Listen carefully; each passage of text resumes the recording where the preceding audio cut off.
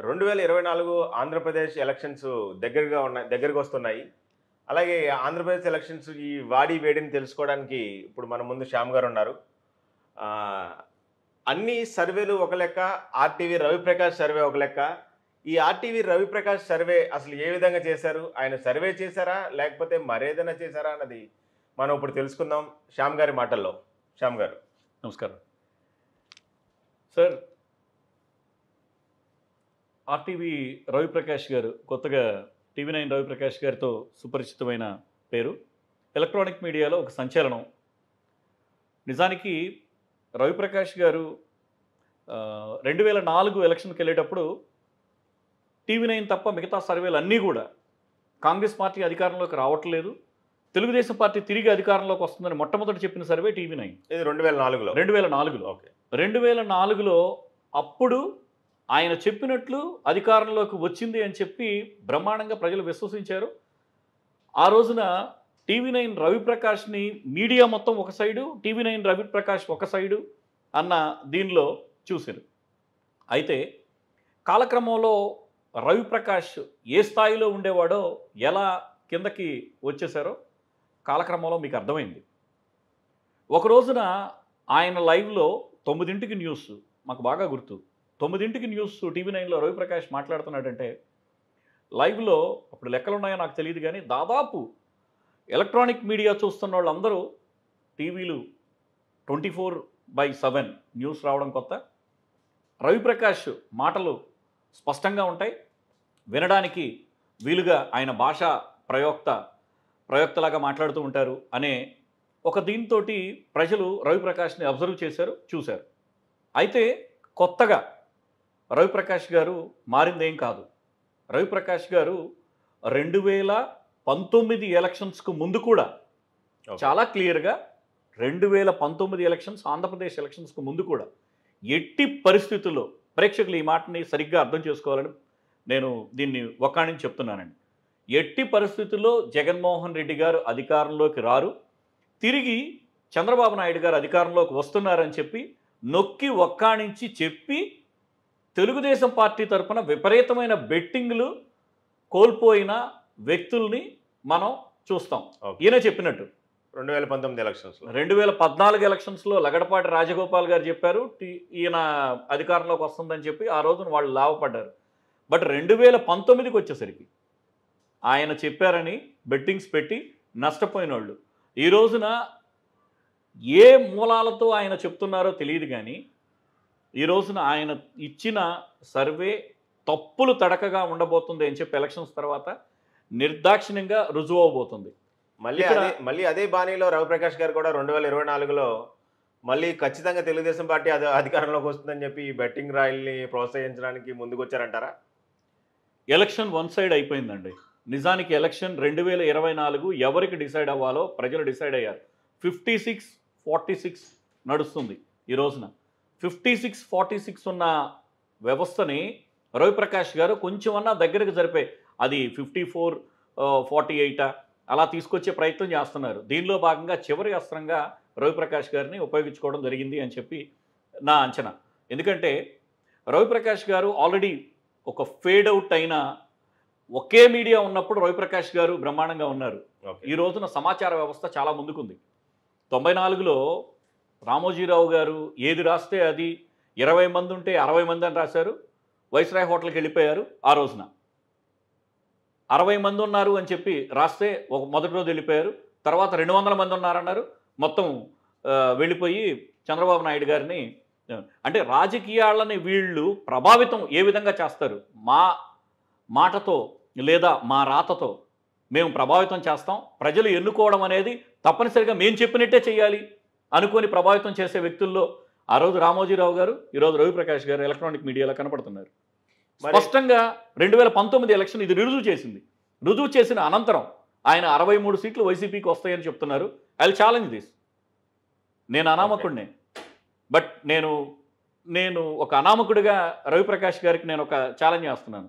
ఎట్టి పరిస్థితుల్లో ఇది రుజువు లేని మీ స్టడీ రిపోర్ట్, అబ్సల్యూట్లీ మీరు రుజువు లేని స్టడీ రిపోర్ట్. అదే మీరు పెంచుకున్న జగన్మోహన్ రెడ్డి ఫోటోలోనే ఇది చెప్పొచ్చు.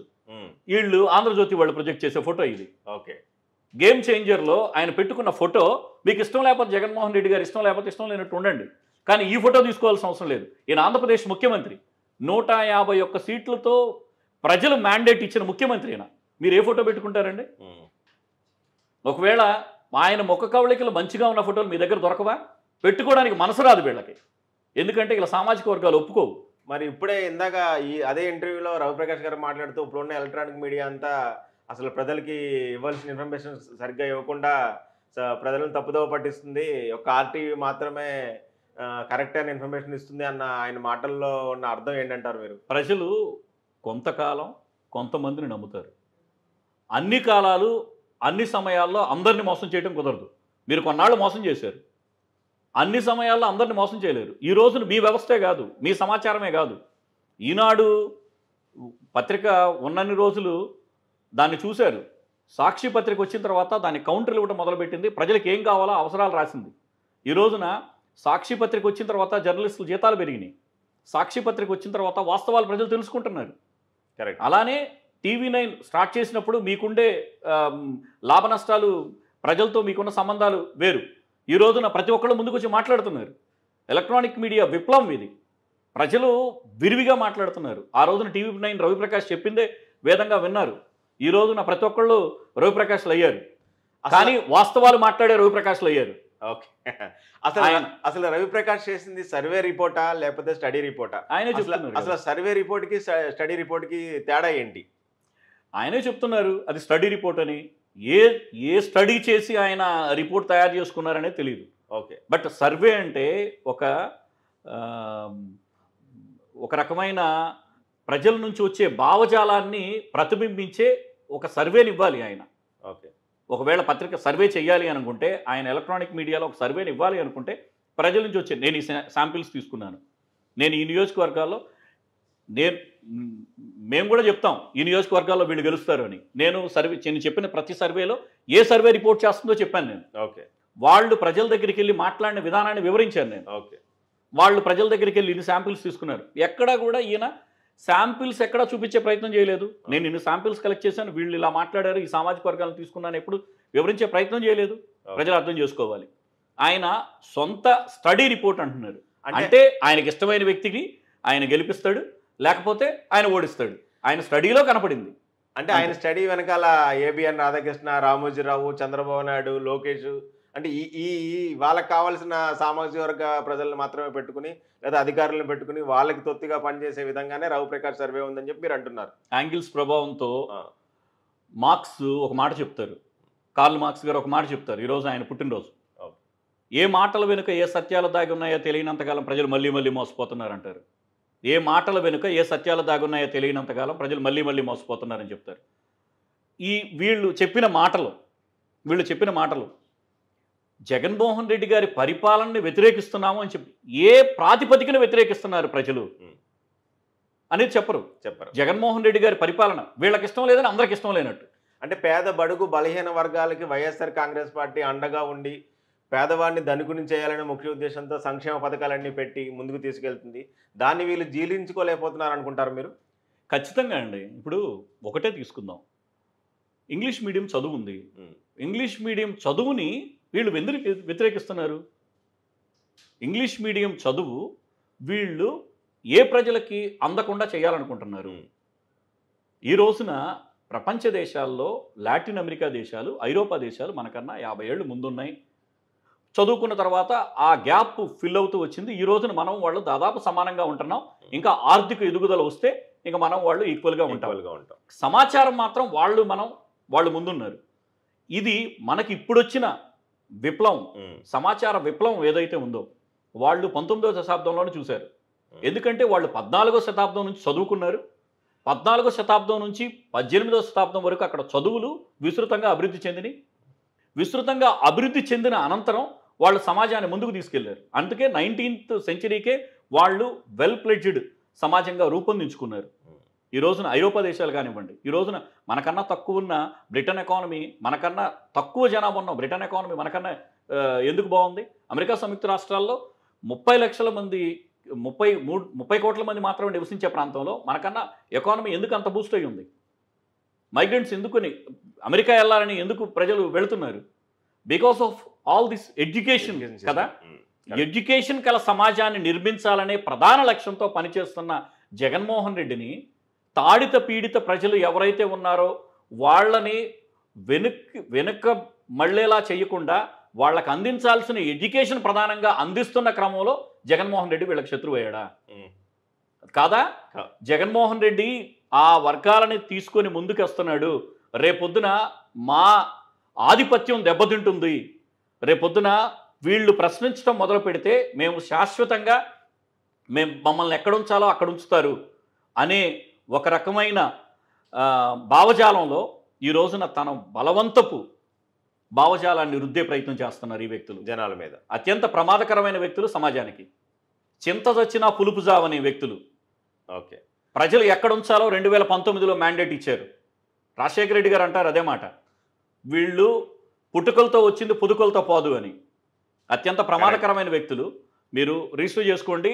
ఎట్టి పరిస్థితుల్లో వీళ్ళు చెప్పిన 63 ఆయన చెప్తున్నాడు 97 నియోజకవర్గాల్లో Telugu Desam party let's challenge them. మేము గ్రౌండ్లో ఉన్నాం, గ్రౌండ్ రిపోర్ట్స్ ఉన్నాం. మీలాగా స్టడీ రిపోర్ట్స్ కాదు, మాది సర్వే రిపోర్ట్స్. అన్ని సర్వేలు చివరికి నిన్న రాజ్దీప్ సర్దేశాయ్ గారు ఒక మాట అన్నారు,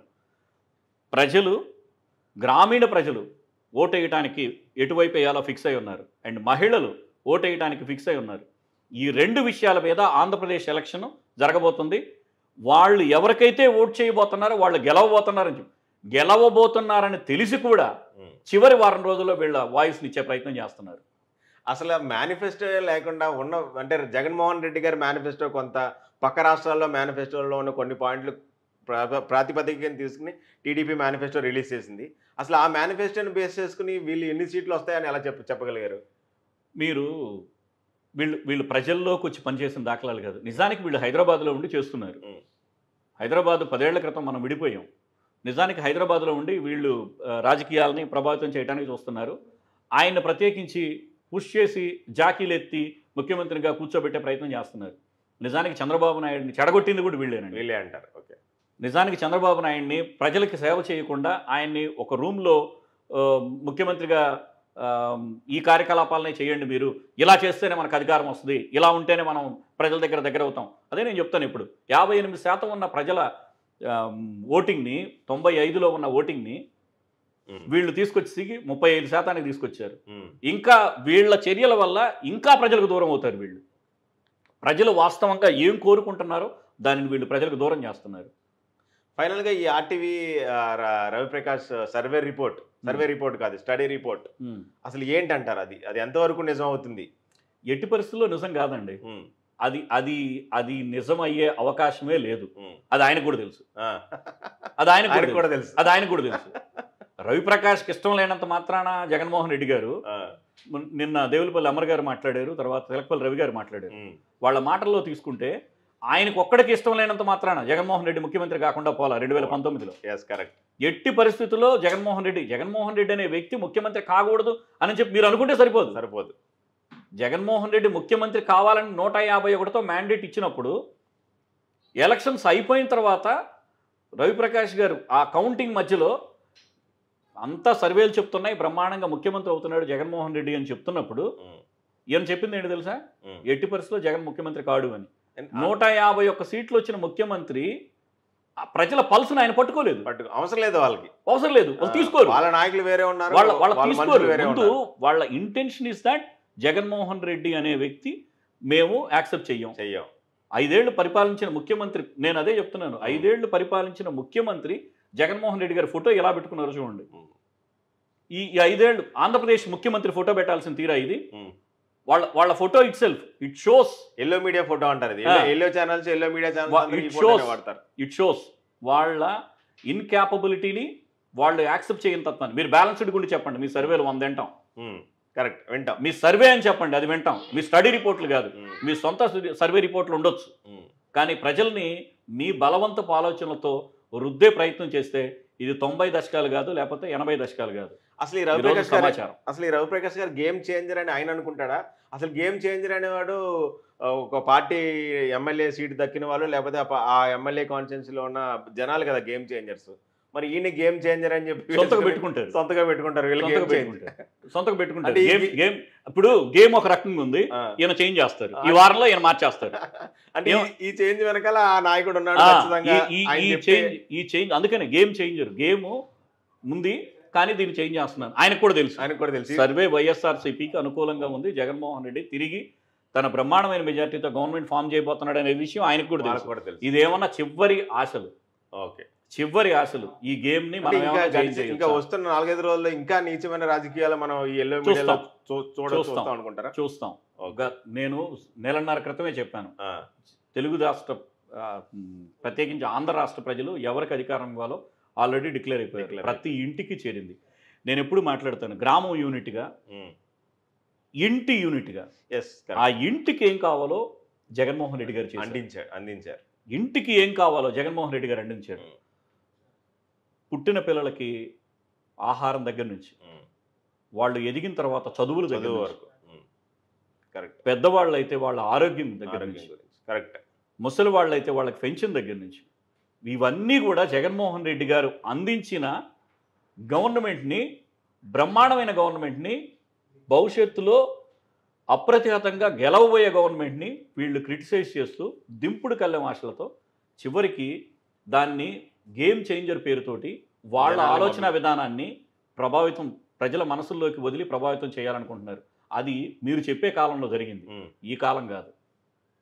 మీరు Okay. ఈ ఈ ఈ వీడియోని నేను ఛాలెంజ్ చేస్తున్నాను. అందుకే ఉమ్. ఈ వీడియోని రిజల్ట్ వచ్చిన తర్వాత మనం ఇదే వీడియోని మళ్ళీ ఒకసారి చూసే ప్రయత్నం చేద్దాం. జూన్ 4వ తారీఖు సాయంత్రం ఖచ్చితంగా చూద్దాం మనం. Thank you. Okay, thank you.